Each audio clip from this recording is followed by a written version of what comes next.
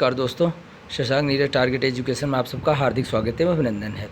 Polity में हम लोग क्रम से संविधान की विशेषताएं, मूलाधिकार, मूल कर्तव्य, डीपीएसपी वगैरह पर परिचर्चा हम लोग कर चुके हैं। एक एक करके हम लोग सभी बिंदुओं को कवर कर रहे हैं। आज हम लोग बात करेंगे राष्ट्रपति और उपराष्ट्रपति पर। वेरी इंपॉर्टेंट वीडियो है क्योंकि हाल ही में राष्ट्रपति का चुनाव हुआ है और आपके पास नए राष्ट्रपति निर्वाचित हुए हैं। तो चलिए हम लोग आज चर्चा करते हैं वीडियो की। यदि वीडियो से आप पहली बार जुड़ रहे हैं, चैनल से पहली बार जुड़ रहे हैं तो चैनल को सब्सक्राइब कर लें, बेल आइकन प्रेस कर लें और वीडियो को शेयर करें जिससे आपको हर एक महत्वपूर्ण वीडियो की इन्फॉर्मेशन सबसे पहले मिल जाए। चलिए शुरुआत करते हैं वीडियो की।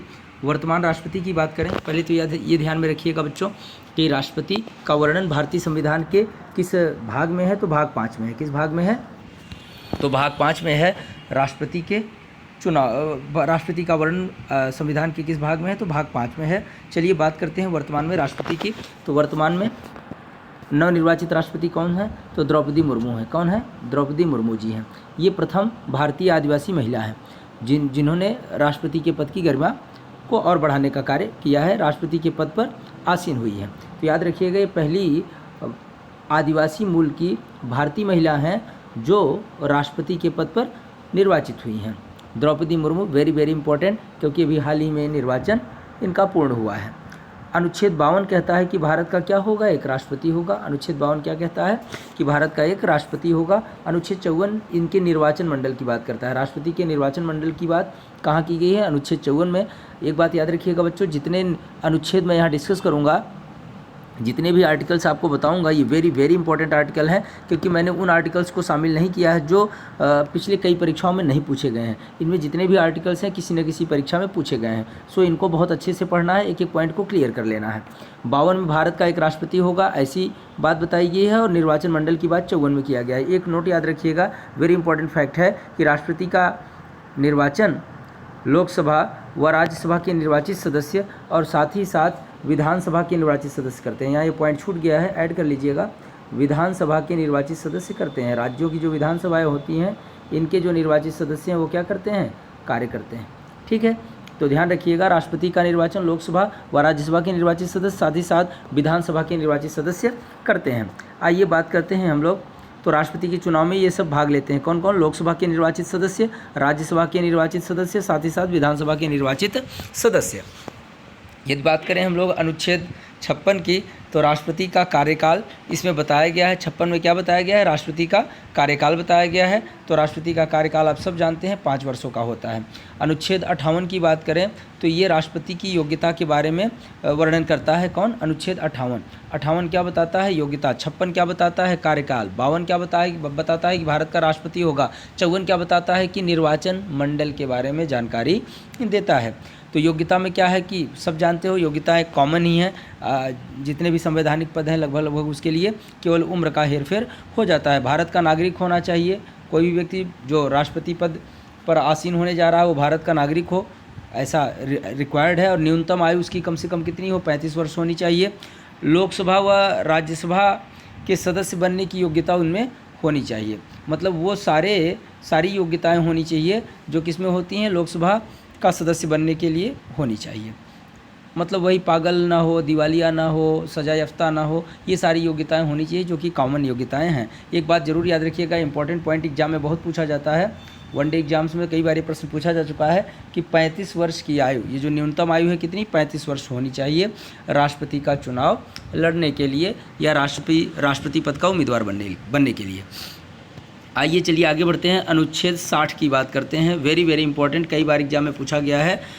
अब एक बात याद रखिएगा, अनुच्छेद 60 में शपथ की बात की गई है। किसकी बात की गई है? शपथ की बात की गई है। तो बात उठती है कि राष्ट्रपति को शपथ कौन दिलाता है? तो चीफ जस्टिस ऑफ इंडिया दिलाता है। कौन दिलाता है? Chief justice of India, CJI।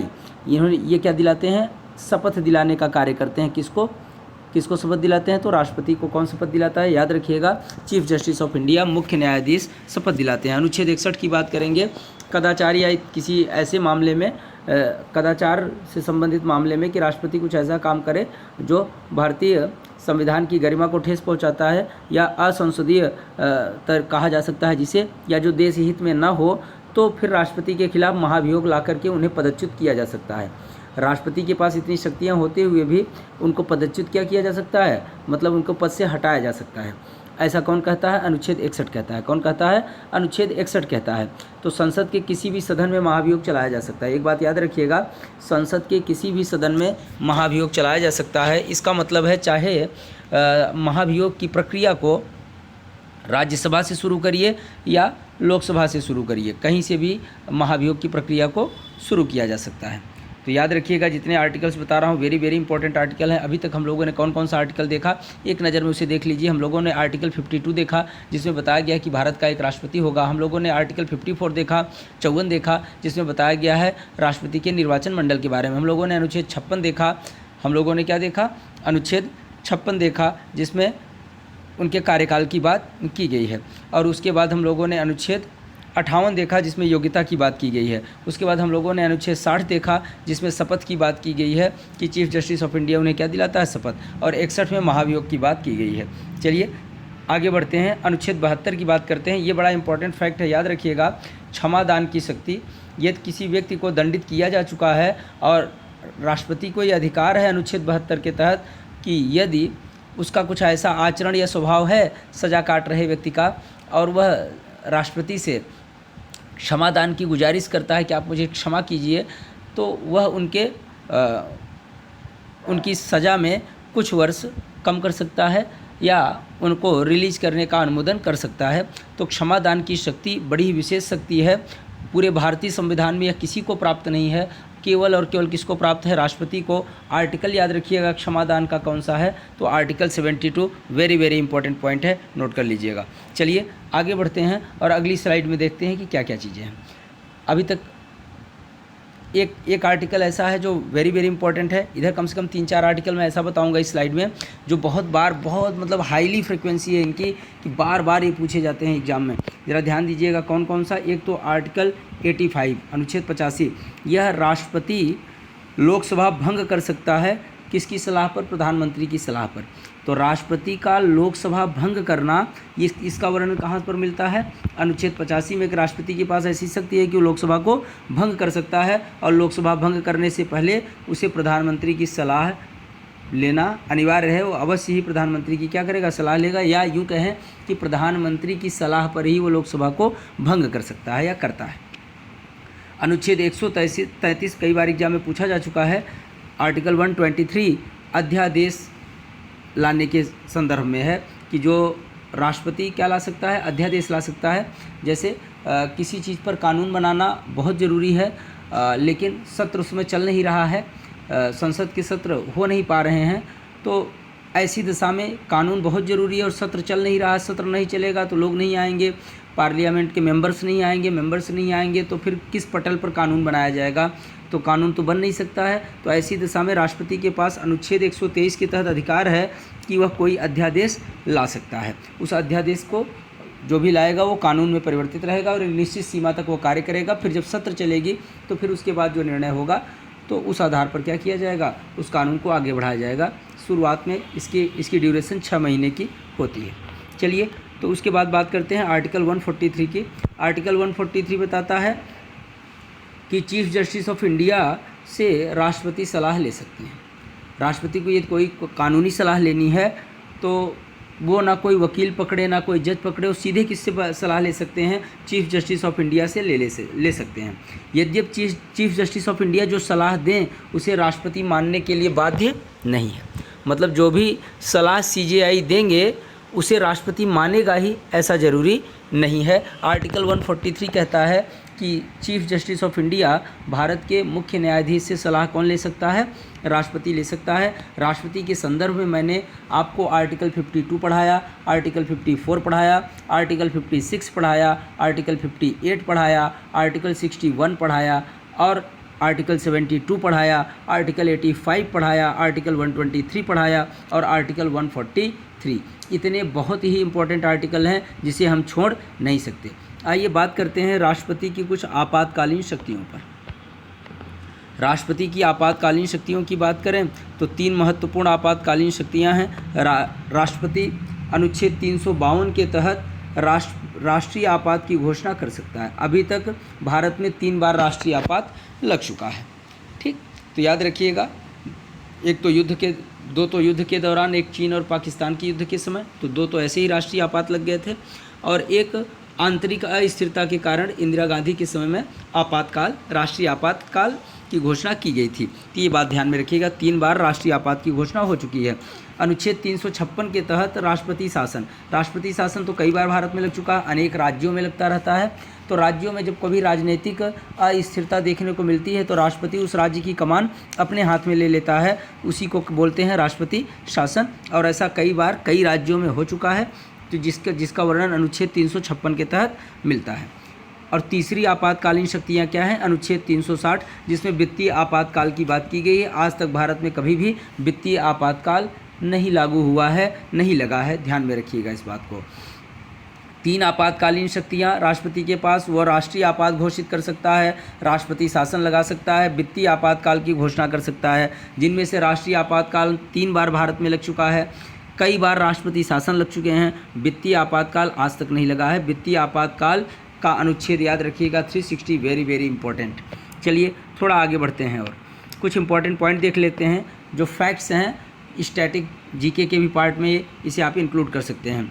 तो ज़रा ध्यान से देखिएगा, एकमात्र राष्ट्रपति जो 2 बार बने हैं, 2 बार चुने गए हैं, तो राजेंद्र प्रसाद, जो कि पहले राष्ट्रपति भी थे, और कितनी बार चुने गए? 2 बार चुने गए। प्रथम महिला राष्ट्रपति प्रतिभा देवी सिंह पाटिल हैं। कौन है? प्रतिभा देवी सिंह पाटिल हैं। निर्विरोध चुने गए अगर राष्ट्रपति की बात करें तो नीलम संजीव रेड्डी हैं। ये क्या लिखा गया है बच्चों? संजीव है। ये क्या है? नीलम संजीव रेड्डी, याद रखिएगा, नीलम संजीव रेड्डी, ये निर्विरोध चुने गए राष्ट्रपति हैं। तो ये 3 पॉइंट्स आपको यहाँ मैंने मेंशन कर दिया है, वेरी वेरी इंपॉर्टेंट पॉइंट हैं। एक मात्र राष्ट्रपति जो 2 बार बने राजेंद्र प्रसाद हैं, प्रथम महिला राष्ट्रपति प्रतिभा देवी सिंह पाटिल हैं, निर्विरोध चुने गए राष्ट्रपति की बात करें तो नीलम संजीव रेड्डी हैं। अभी दूसरी महिला राष्ट्रपति भी निर्वाचित कर ली गई हैं। कौन है वो? तो द्रौपदी मुर्मू हैं। ये एक आदिवासी महिला हैं, यद्यपि इस मेंबर ऑफ पार्लियामेंट ये पहले भी रह चुकी हैं। चलिए थोड़ा और आगे बढ़ते हैं और चीज़ों को क्लियर करते हैं। आगे जरा बढ़ेंगे और कुछ पॉइंट्स को हम लोग क्या करेंगे, देखेंगे। राष्ट्रपति के चुनाव की पद्धति की बात कर लेते हैं कि राष्ट्रपति की चुनाव की पद्धति क्या है। वेरी वेरी इंपॉर्टेंट, कई बार ये पूछा जा चुका है एग्जाम्स में। एकल संक्रमणीय पद्धति है। कौन सी पद्धति है? एकल संक्रमणीय वोट पद्धति है। तो एकल संक्रमणीय वोट पद्धति, तो इस पद्धति को तो बहुत अगर समझें विधिवत तरीके से तो इसमें वोट करने का जो अधिकार है, जैसे वोट करने आप जाते हैं तो प्रेफरेंस के आधार पर करते हैं। कैसे करते हैं? प्रेफरेंस के आधार पर राष्ट्रपति के जितने भी कैंडिडेट होंगे आप उनमें प्रथम वरीयता किसको देते हो, द्वितीय किसको देते हो, तृतीय किसको देते हो, ऐसे सब वोट करते हैं। और अंत में जो ज़्यादा वरीयता क्रम में उच्च स्तर पर रहता है उसी का चुनाव किया जाता है और समस्त वोट उसी के माने जाते हैं। इस प्रकार से राष्ट्रपति का चुनाव हो जाता है। तो राष्ट्रपति के चुनाव की पद्धति एकल संक्रमणीय पद्धति है। किसी एक अलग वीडियो में हम लोग इस एकल संक्रमणीय पद्धति पर बातचीत करेंगे। अभी तो केवल इतना समझ लीजिए कि राष्ट्रपति के चुनाव की पद्धति कैसी है। तो राष्ट्रपति के चुनाव की पद्धति कैसी है बच्चा? एकल संक्रमणीय वोट पद्धति है, याद रखिएगा इस पॉइंट को। देश की तीनों सेनाओं का प्रमुख कौन होता है? तो राष्ट्रपति होता है। देश की तीनों सेनाओं, जल सेना, थल सेना, वायुसेना, तीनों का प्रमुख कौन होता है? तो राष्ट्रपति होता है। ये पॉइंट भी बहुत अच्छे से याद करके रखिएगा, ठीक है। ये पॉइंट भी क्या करिएगा, बहुत अच्छे से याद रखिएगा। चलिए थोड़ा आगे बढ़ते हैं और चीज़ों को देखते हैं। राष्ट्रपति अपना त्यागपत्र उपराष्ट्रपति को देता है। वेरी वेरी इंपॉर्टेंट पॉइंट है, ये बात याद रखिएगा कि राष्ट्रपति अपना त्यागपत्र, यदि राष्ट्रपति अपने पद से पदच्युत होना चाहता है, त्यागपत्र देना चाहता है, तो किसको देगा त्यागपत्र? उपराष्ट्रपति को देगा। किसको देगा? उपराष्ट्रपति को। राष्ट्रपति अपना त्यागपत्र, रिजाइन लेटर किसको देता है? तो वो उपराष्ट्रपति को देता है। महाभियोग की प्रक्रिया कहाँ से ली गई? अभी मैंने बताया था आर्टिकल 61 में राष्ट्रपति के ऊपर महाभियोग चलाए जाने की बात की गई है। तो ये महाभियोग की जो प्रक्रिया है ये कहाँ से ली गई है, किस देश के संविधान से ली गई है? तो अमेरिका के संविधान से ली गई है, याद रखिएगा। अमेरिका के संविधान से ही हम लोगों ने मूलाधिकार लिया है, ये भी याद रखिएगा, जो कि पिछली क्लासेज में हम लोग डिस्कस कर चुके हैं। महाभियोग की प्रक्रिया याद रखिएगा यूएसए के संविधान से ली गई है। राष्ट्रपति, 2 राष्ट्रपति ऐसे हैं बच्चा जिनकी मृत्यु उनके कार्यकाल के दौरान हो गई, मतलब वो राष्ट्रपति थे और उस दौरान उनकी क्या हो गई? मृत्यु हो गई। उनमें 2 नाम याद रखिएगा, वेरी वेरी इंपॉर्टेंट। एक जाकिर हुसैन है और एक फ़खरुद्दीन अली अहमद है। क्या है? जाकिर हुसैन है और फ़खरुद्दीन अली अहमद हैं। ये 2 नाम ऐसे हैं, याद रखिएगा, जिनकी ऐसे 2 राष्ट्रपति हैं जिनकी मृत्यु उनके कार्यकाल के दौरान हो गई थी। राष्ट्रपति के कुछ विशेषाधिकार हैं जो जानना चाहिए, जैसे राष्ट्रपति किसकी किसकी नियुक्ति करता है, ये आपको जानना चाहिए, वेरी इंपॉर्टेंट पॉइंट है। किसकी किसकी नियुक्ति करता है, तो प्रधानमंत्री की सलाह पर जो मंत्रिपरिषद बनाई जाती है, मतलब अन्य मंत्रियों की नियुक्ति, प्रधानमंत्री की सलाह पर अन्य मंत्रियों की नियुक्ति कौन करता है, मंत्रिपरिषद की नियुक्ति कौन करता है, तो वो राष्ट्रपति करते हैं। सर्वोच्च न्यायालय और उच्च न्यायालय के मुख्य न्यायाधीशों की नियुक्ति कौन करता है, चीफ जस्टिस ऑफ इंडिया की नियुक्ति कौन करता है, तो वो भी कौन करते हैं, राष्ट्रपति करते हैं। एक बात याद रखिएगा, मुख्य न्यायाधीश चाहे सर्वोच्च न्यायालय को हों चाहे उच्च न्यायालय को हों, दोनों की नियुक्ति कौन करता है, राष्ट्रपति करता है। कई बार बच्चे कंफ्यूज हो जाते हैं और राज्यपाल आंसर का चयन कर देते हैं हाई कोर्ट के मुख्य न्यायाधीशों की नियुक्ति के संदर्भ में, जबकि सर्वोच्च न्यायालय हो या उच्च न्यायालय हो, सबके दोनों के मुख्य न्यायाधीशों की नियुक्ति कौन करता है, राष्ट्रपति करता है।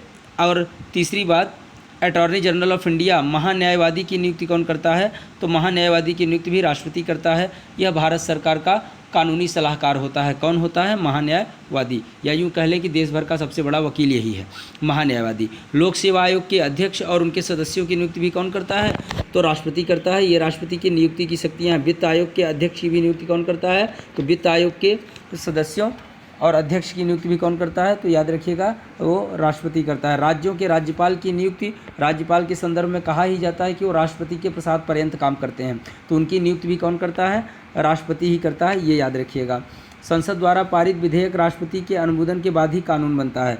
संसद के दोनों ही सदनों से जब कोई विधेयक कानून बनने के लिए आगे बढ़ता है, लोकसभा से पास हो गया, राज्यसभा से पास हो गया, वो तब तक कानून नहीं बन सकता विधेयक जब तक कि उस पर राष्ट्रपति की मुहर न लग जाए, स्टाम्प न लग जाए। तो संसद द्वारा पारित कोई भी विधेयक तब तक कानून नहीं बन सकता जब तक कि राष्ट्रपति उस पर अपना अनुमोदन न दें। तो ये बात रखिएगा, ये राष्ट्रपति के क्या है बच्चा, तो ये राष्ट्रपति के कुछ अधिकार हैं, विशेष अधिकार हैं जो सबको प्राप्त नहीं है। आइए बात करते हैं उपराष्ट्रपति की। किसकी बात करते हैं, उपराष्ट्रपति की बात करते हैं। तो उपराष्ट्रपति का पूरा प्रावधान देखिए किस किस अनुच्छेद में है, तो उसको भी थोड़ा सा डिटेल में हम लोग क्या करते हैं, समझ लेते हैं। पहली बात तो ये याद रखिएगा कि उपराष्ट्रपति अनुच्छेद 63 में बताया गया है कि भारत का एक क्या होगा, उपराष्ट्रपति होगा। भारत का क्या होगा, एक उपराष्ट्रपति होगा। ऐसा कौन कहता है, आर्टिकल 63 कहता है। जैसे अनुच्छेद 52 राष्ट्रपति के विषय में बताता है, बिल्कुल उसी तरीके से अनुच्छेद 63 उपराष्ट्रपति के बारे में बताता है। किसके बारे में बताता है, उपराष्ट्रपति के बारे में बताता है। आइए बात करें अगर हम लोग अनुच्छेद 64 की, तो ये एक बात बताई गई है कि जो उपराष्ट्रपति होता है वो राज्यसभा का पदेन सभापति होता है। कहाँ का, ये लिखा है पदेन सभापति होगा, इसका मतलब है कि राज्यसभा का पदेन सभापति होगा। कहाँ का होगा, राज्यसभा का पदेन सभापति होगा। ये बात याद रखिएगा, कहाँ का पदेन सभापति होगा, तो राज्यसभा का पदेन सभापति कौन होता है, तो वो उपराष्ट्रपति होता है।